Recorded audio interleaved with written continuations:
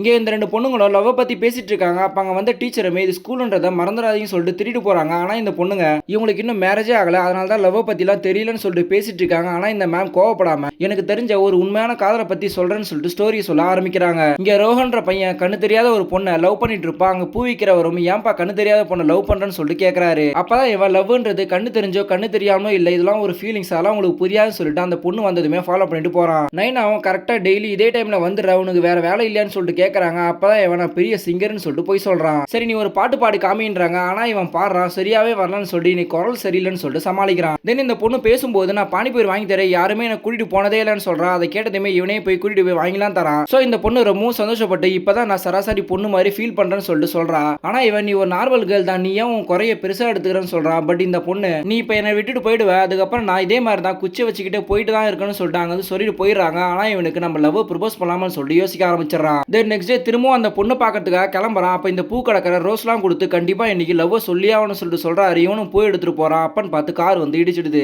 இருந்தாலும் சின்ன அடியோட அந்த பொண்ணு கிட்ட பேசிட்டு போயிட்டு இருக்கான். திடீர்னு பார்த்தா அந்த பொண்ணோட கண்ணுக்கு இவன் தெரியறான். அதை பார்த்ததுமே என்ன நீ என் கண்ணுக்கு தெரியும்னு சொல்லிட்டு சொல்றான். அவங்க தலையில அடிபட்டு இருக்குன்னு சொன்னதுமே ரத்தலா வருதா தொடைக்கிறான். ஆனா இவனால நம்பவே முடியல. அப்ப இவனோட கண்ணு எப்படி போச்சுன்னு சொல்லிட்டு கேட்கறான். இந்த பொண்ணுமே ஒரு மேரேஜுக்கு போகும்போது ஆக்சிடென்ட்ல என்னோட அப்பா அம்மா இறந்துட்டாங்க, என்னோட கண்ணு மட்டும் போயிடுச்சு, அதுக்கப்புறம் என்னோட பாட்டி தான் வளர்த்துட்டு இருக்காங்க. பட் எவ்வளவு ஹாஸ்பிட்டல்ல செக் பண்ணியுமே கண் ஆபரேஷன் பண்ண 10 லட்சம் கேட்டாங்கன்னு சொல்றான். அதை கேட்டதுமே 10 லட்சம் தான் நானே தரேன்னு சொல்லிட்டு சொல்றான். அது மட்டும் இல்லாம எனக்கு தெரிஞ்ச ஐ ஹாஸ்பிட்டல் ஒன்னு இருக்கு, கண்டிப்பா உனக்கு கண் பார்வை கிடைக்கிறதுக்காக நான் பண்றேன்னு சொல்லிட்டு அங்க வந்து போயிடுறான். பார்த்தா இவன் ஆக்சிடென்ட் ஆன இடத்துல அந்த பூக்கடைக்காரன் இவன் பாடியை வச்சுக்கிட்டு அழுதுட்டு இருக்கா. அப்பதான் இவன் தெரியுது இவன் இறந்து போயிட்டான்னு. பின்னாடியே கத்திக்கிட்டே போறான். ஆனா இவன் உயிரை காப்பாற்ற முடியாதுன்னு சொல்லி டாக்டரும் சொல்லிட்டு போயிடுறாங்க. பட் இவன் எப்படியாச்சும் இவனோட உயிர் வரணும்னு சொல்லிட்டு அவன் மேலேயே படுத்து ட்ரை பண்ணிட்டு இருக்கான். ஆனா வராமலே போகுது. ஒரு கட்டத்துல அங்கேயே இருந்து எழுந்துக்கிறான். பட் கொஞ்ச நேரத்திலே ஒரு பொண்ணு கிட்ட கண் பார்வையை திருப்பி தரேன்னு சொல்லிட்டு ப்ராமிஸ் பண்ணிருக்கா. சோ என்னோட கண்ணை அவங்களுக்கு வச்சிருங்கன்னு சொல்லிட்டு அப்படியே இறந்து போயிடுறான். இப்ப இந்த பொண்ணு ஹீரோ சொன்னா ஹாஸ்பிட்டல்ல பாட்டியை கூட்டிட்டு வந்து வெயிட் பண்ணிட்டு இருக்காங்க. ஆனா அவன் சொன்னது பொய் மாதிரி அவங்க பாட்டி சொல்லிட்டு இருக்காங்க. சோ இந்த பொண்ணுமே நம்ம அம்மா அங்க வந்து கிளம்பலாம் போறா. அப்ப டாக்டர் வந்து ரோஹன் சொன்ன நைனா நீங்க தானான்னு கூப்பிட்டு அவனுக்கு கண் ஆபரேஷனும் பண்றாங்க. ஆனா இந்த பொண்ணு முதல்ல கண் பார்வை வந்ததுமே